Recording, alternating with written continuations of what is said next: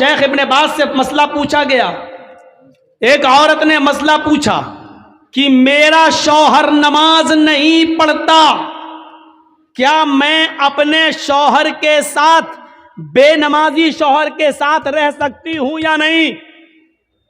شیخ ابن باز نے کہا کہ اس کو تم نصیحت کرو، اس کو تم سمجھاؤ، 3 دن 10 دن 20 دن 1 مہینہ، اگر وہ مان جائے اور نماز پڑھنے لگے تو ٹھیک۔ اس نے پھر مسئلہ پوچھا کہ کئی سالوں سے میں سمجھا رہی ہوں لیکن نماز نہیں پڑھ رہا ہے، میرا اپنے بے نمازی شوہر کے ساتھ رہنا جائز ہے یا ناجائز؟ شیخ ابن باز نے فتویٰ دیا کہ ایک مومنہ عورت کا، ایک نیک عورت کا بے نمازی آدمی کے ساتھ رہنا سراسر حرام ہے۔ اس عورت نے پھر پوچھا شیخ ابن باز سے، میرا ہسبینڈ مجھے طلاق نہیں دے رہا ہے، وہ کہتا ہے میں نماز نہیں پڑھتا ہوں تو کیا ہوا، لیکن میں تجھے طلاق نہیں دوں گا، اب میں اپنے شوہر کو کیسے چھوڑوں؟ شیخ ابن باز کا فتویٰ تھا کہ جب تیرا شوہر نماز ہی نہیں پڑھتا، اور جب نماز نہیں پڑھتا تو وہ مومن ہی نہیں ہے، اور جب مومن ہی نہیں ہے تو اس کے نکاح میں آٹومیٹک نہیں ہے، اور جب اس کے نکاح میں تو نہیں ہے تو طلاق کی ضرورت ہی نہیں ہے۔ نکاح قاضی سے فسخ کرا اور ایک حیض، ایک پیریڈ انتظار کر کے اپنا دوسرا نکاح کر لے، شوہر طلاق دے یا نہ دے، کیونکہ بے نمازی جب مومن ہی نہیں ہے تو طلاق کی ضرورت بھی نہیں ہے، تو عدت گزار کے دوسرا نکاح کر سکتی ہے۔ یہاں سے آپ اندازہ لگا سکتے ہیں میرے بھائیوں کہ ایک نماز پڑھنے والی عورت کو بے نمازی شوہر کے ساتھ رہنا جائز نہیں ہے۔ یہاں سے آپ اندازہ لگائیں، بے نمازی اگر مر جائے تو اس کی نماز جنازہ بھی جائز نہیں ہے۔ بے نمازی اگر مر جائے تو اس کو مسلمانوں کے قبرستان میں دفن کرنا بھی جائز نہیں ہے۔ چل رہا ہے ہمارا سماج اس پر کیا ایکشن لیتا ہے، سوچیے آپ۔ نماز تو ایک ایسا معاملہ ہے کہ حضرت علی نے جس کو قاضی بنایا تھا، قاضی شریح جس کا نام تھا، بہت بڑے قاضی تھے، ان کا بیٹا ایک مدرسے میں پڑھتا تھا۔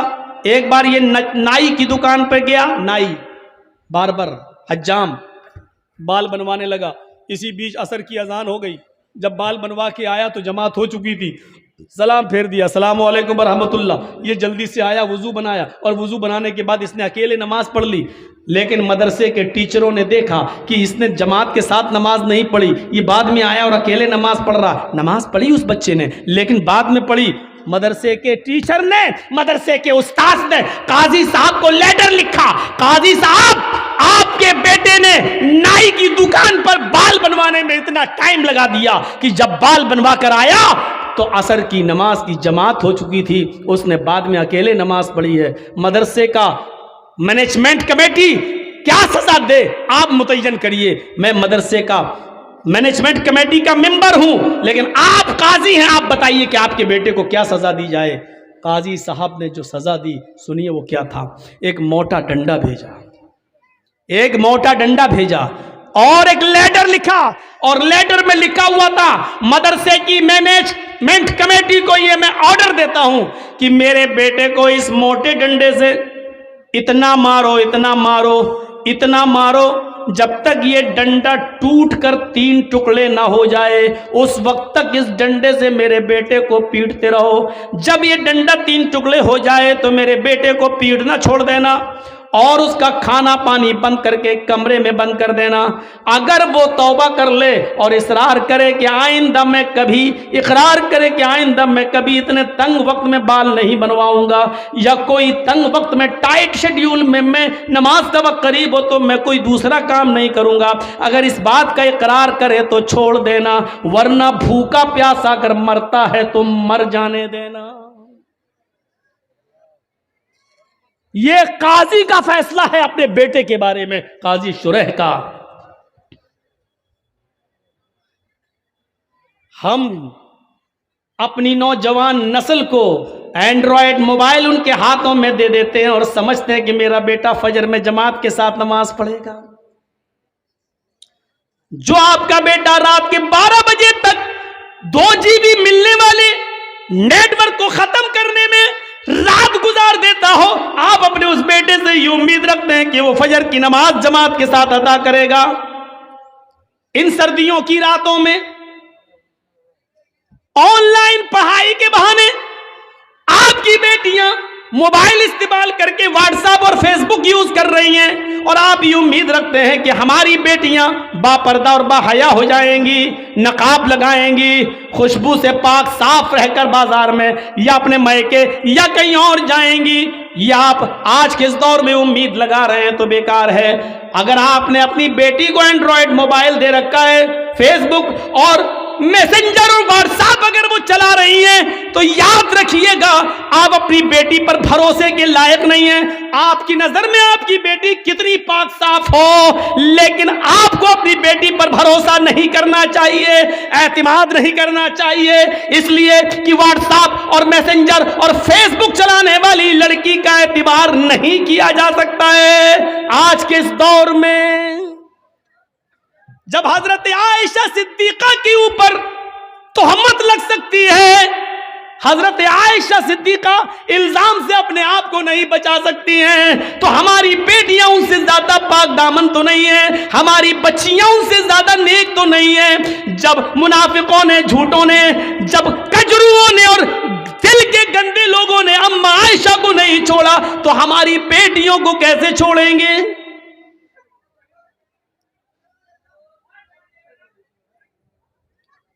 यहां हमें गौर करना चाहिए। हजरत जकरिया अलैहिस्सलाम को देखो, मरियम अलैहिस्सलाम को देखो, सूरह मरियम पढ़िए। वो मेहराब में मस्जिद के अंदर है और हजरत मरियम के पास बेमौसम फल आ जाता है। बेमौसम फल, आम का मौसम नहीं आम आया, लीची का मौसम नहीं लीची आया। जकरिया जब मस्जिद में दाखिल होते हैं, मेहराब के अंदर घुसते हैं, देखते हैं कि मरियम जिसकी मैं किफालत कर रहा हूं उसके पास ये फल मौजूद है। अरे ये आम का तो मौसम नहीं है, आम कहां से आया? ये लीची का मौसम नहीं है, लीची कहां से आई? तो चीख पड़े, अन्ना लके हाजा, आए मरियम मैं तेरी क्लास ले रहा हूं, आए मरियम मुझे साफ साफ जवाब दे, ये बेमौसम फल तेरे पास कहां से आए हैं?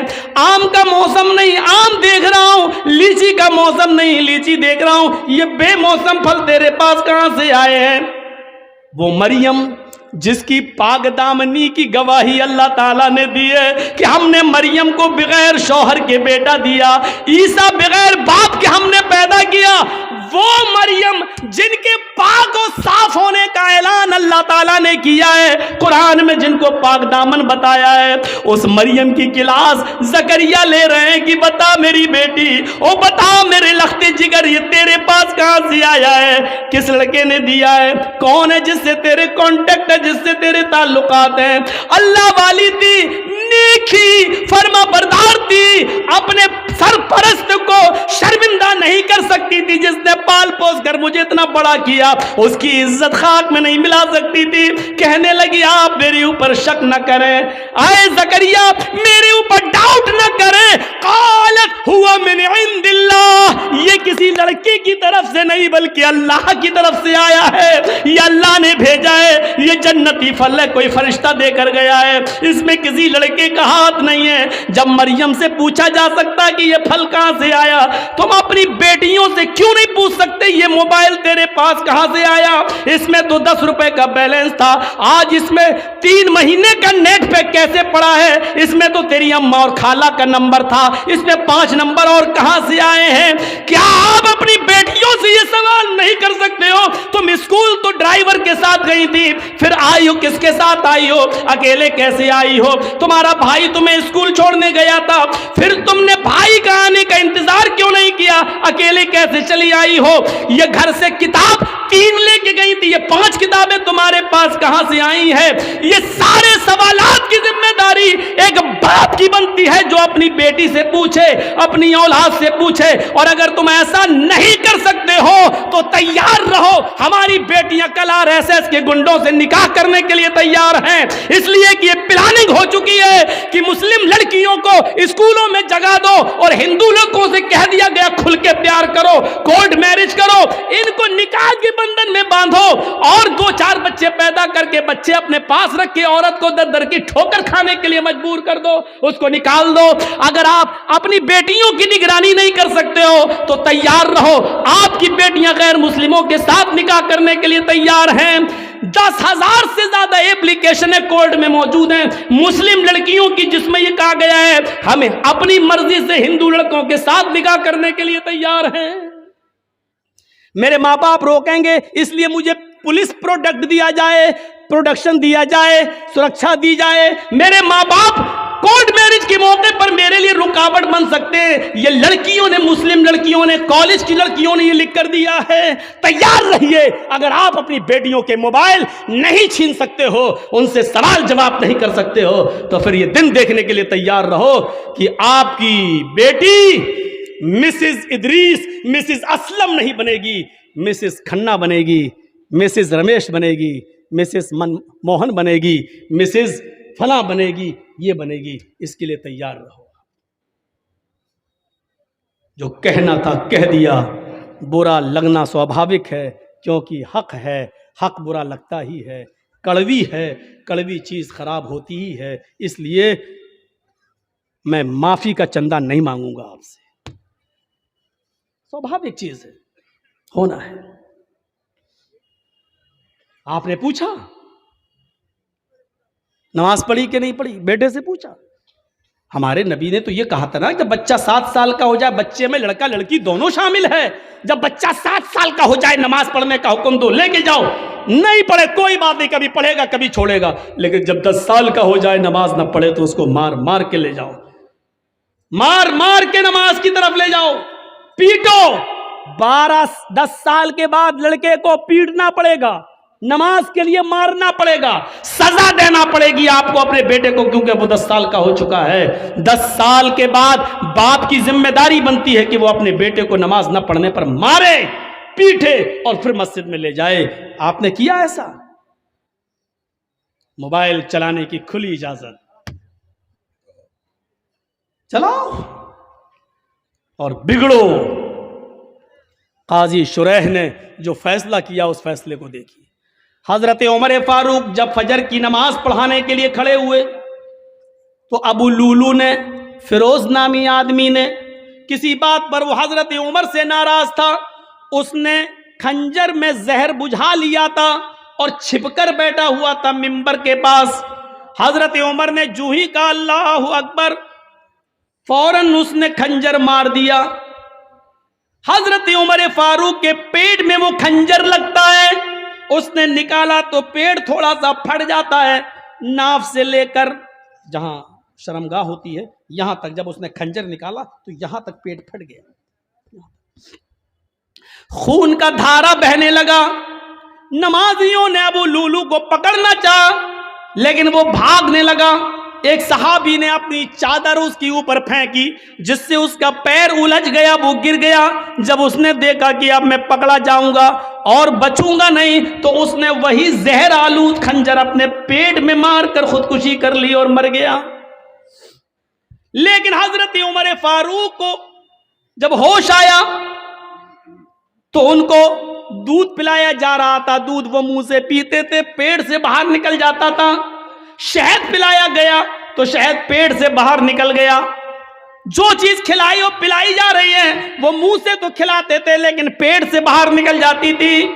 इस हाल में किसी ने कह दिया अमीरुल मोमिनीन, अब आप फजर की नमाज कैसे पढ़ेंगे?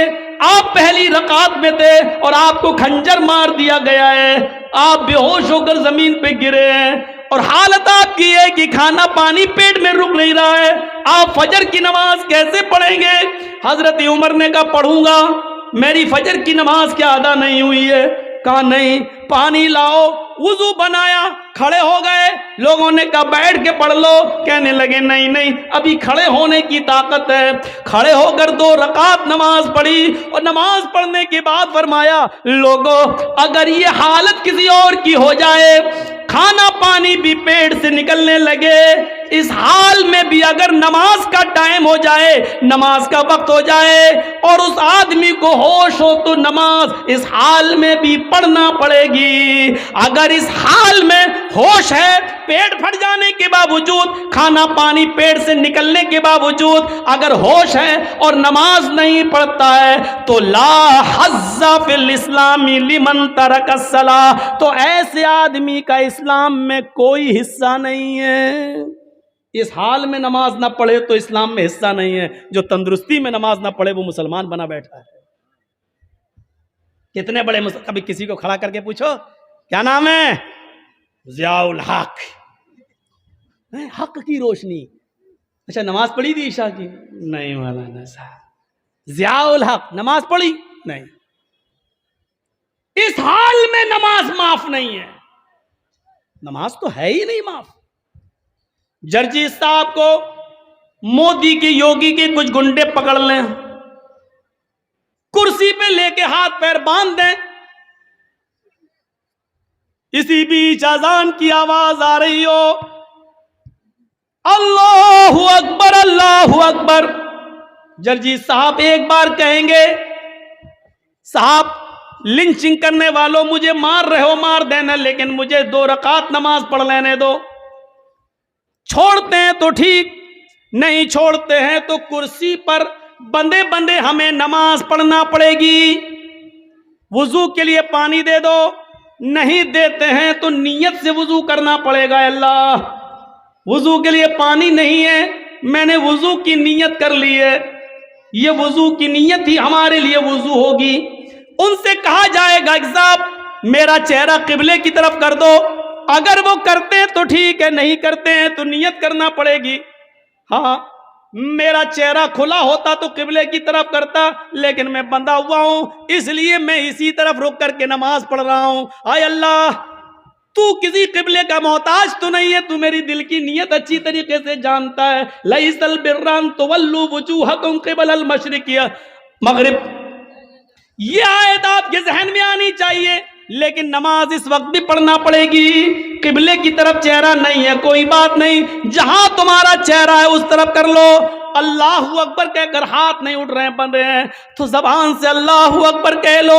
वुजू के लिए पाबंदी है, पानी नहीं दिया जा रहा है तो नियत वुजू से कर लो। चेहरा किबले की तरफ नहीं करने दिया जा रहा तो जहां चेहरा है वहीं कर लो और अल्फाज अदा करते रहो। लेकिन नमाज इस हाल में भी पढ़ना पड़ेगी, जबकि मालूम है कि मौत हमारे सर पे मुंडला रही है, लेकिन इस हाल में भी नमाज तुम्हारे ऊपर माफ नहीं है। नमाज का वक्त हो गया है, आपको इस हाल में नमाज पढ़ना पड़ेगी।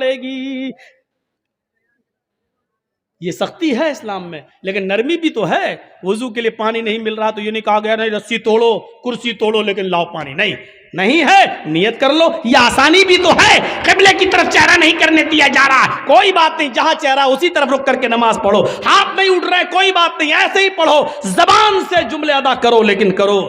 यही तो इस्लाम है, और क्या है इस्लाम। कुछ मसले ऐसे हैं। एक शख्स आया हमारे पास, मौलाना साहब मैं 25वें रोजे को इस्लाम लाया हूं, मुसलमान हुआ हूं, तो मुझे तो 5 ही रोजे मिले हैं, मैंने रख लिए हैं, तो क्या जो 25 रोजे मेरे छूट गए हैं क्या वो मुझे रखना पड़ेंगे? मैंने कहा तुम्हारे कहां छूटे हैं? गया पानी है, उड़ता हुआ आया सीधे चला गया। बहुत अच्छा नाश्ता खिलाया आप लोगों ने। चलिए अब सुनिए मसला।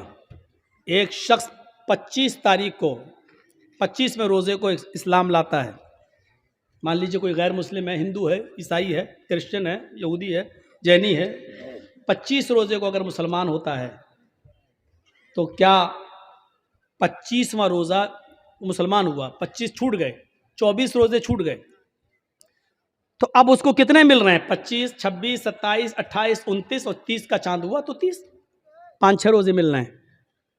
تو شریعت یہ کہتی ہے کہ جتنے مل رہے ہیں اتنے ہی رکھے گا. وہ جو اس کے چھوٹ گئے ہیں وہ اس کے تھوڑی چھوٹے ہیں, کیونکہ وہ مسلمان تھا ہی نہیں, اس پر اس وقت اسلام کے قانون نافذ ہو ہی نہیں رہا تھا, اس نے کلمہ ہی نہیں پڑھا تھا. کلمہ تو اس نے 25ویں روزے کو پڑھا ہے, اس لیے جتنے روزے باقی ہیں وہ رکھے گا, اور جو چھوٹ گئے ہیں 24-25 وہ نہیں رکھے گا, کیونکہ اس وقت وہ مسلمان تھا ہی نہیں جب رمضان کا مہینہ آیا. پہلی چیز. دوسری چیز ایک اور سنیے. مان لیجئے 5:30 بجے آپ کے ہاں روزہ افطار ہوتا ہے, سورج 5:30 بجے ڈوبتا ہے, اور کوئی شخص 5 بجے اسلام لا رہا ہے, 25واں روزہ ہے, 5 بجے اسلام لایا, جرجستان میں اسلام, اشہدو ان لا الہ الا اللہ واشہدو ان محمدًا عبدہ ورسولہ, 25ویں روزے کو 5 بجے اسلام لایا ہے, اس کا روزہ یہیں سے شروع ہو گیا ہے. ابھی جو 5 بجے تک جو اس نے کھایا پیا وہ سب معاف, کیونکہ اس وقت تک اس کے اوپر اسلام نافذ تھا ہی نہیں, وہ مسلمان نہیں تھا, اس لیے وہ سب نہیں. 5 بجے اسلام لایا ہے تو 5 بجے سے ہی اس کا روزہ شروع ہو گیا, اسلام کے قانون اس کے اوپر نافذ ہو گئے, اور 5:30 بجے وہ روزہ کھول لے گا اور اس کا یہ روزہ پورا مانا جائے گا. 25واں روزہ آدھا گھنٹہ رکھا لیکن پورا 25واں روزہ مانا جائے گا. اب 25واں جوڑا جائے گا, 26واں رکھے گا, 27واں, 28واں, 29واں, 30واں یہ رکھا جائے گا, اور اس سے پہلے جو چھوٹ گئے وہ ایک بھی اس کو نہیں رکھنا پڑیں گے, کیونکہ اس وقت تک وہ مسلمان نہیں تھا. ان مسئلوں کو ذہن میں رکھیے, یہ چھوٹے چھوٹے مسئلے ہیں, اپنے ذہن میں ان مسئلوں کو رکھیے اور یاد کریے. اسی لیے کہتے ہیں کہ کچھ دینی تعلیم بھی سیکھ لیجیے, انگلش میڈیم کے ساتھ ساتھ انگریزی تعلیم کے ساتھ ساتھ کچھ دین کے مسئلے بھی سیکھا کیجئے. تو 25ویں روزے کو اسلام لایا, 25 ختم, وہ نہیں رکھے جائیں گے. جتنے بجے سے لایا اتنے بجے سے اس کا روزہ شروع ہو گیا ہے, اتنے بجے سے, اور جب افطار ہوگا تو افطار کرے گا اور وہ روزہ اس کا پورا مانا جائے گا. تو وَلَا تَتْرُكَنَّ صَلَاةً مَكْتُوبَةً مُتَعَمِّدًا, فرض نماز قصداً جان بوجھ کر نہیں چھوڑنا ہے, اس لیے کہ جس قوم کے اندر فرض نماز جان بوجھ کر چھوڑ دی جاتی ہے فقط بریت ذمت اللہ, اللہ کے نبی کہتے ہیں کہ اللہ کی ذمہ داری اس کے اوپر سے اٹھ جاتی ہے, پھر وہ مرے کٹے کہیں بھی جائے پھر اللہ رب العالمین کی کوئی ذمہ داری نہیں رہتی ہے. فقط بریت منہ ذمت اللہ, اللہ کے ذمے سے یہ آدمی نکل جاتا ہے. 3 چیزیں ہو گئیں, 3 چیزیں یاد ہے نا, شرک, ماں باپ کی نافرمانی, اور فرض نماز کا قصداً جان بوجھ کر نہ چھوڑنا. چوتھی چیز بھی ہمارے سماج کا بہت بڑا حصہ, سنیے گا, وَلَا تَشْرَبَنَّ خَمْرًا فَإِنَّهُ رَأْسُ كُلِّ فَاحِشَةٍ, اور ہرگز کبھی شراب مت پینا. اس لیے آگے کا جملہ فَإِنَّهُ رَأْسُ كُلِّ فَاحِشَةٍ, اس لیے کہ یہ ہر گندی چیز کا دروازہ ہے. شراب ہر گندی چیز کا دروازہ ہے. یہ جملہ بڑا خطرناک ہے جو اللہ کے نبی نے کہا کہ شراب مت پینا, یہ تو ٹھیک ہے, لیکن شراب ہر گندی چیز کا ٹھکانہ ہے.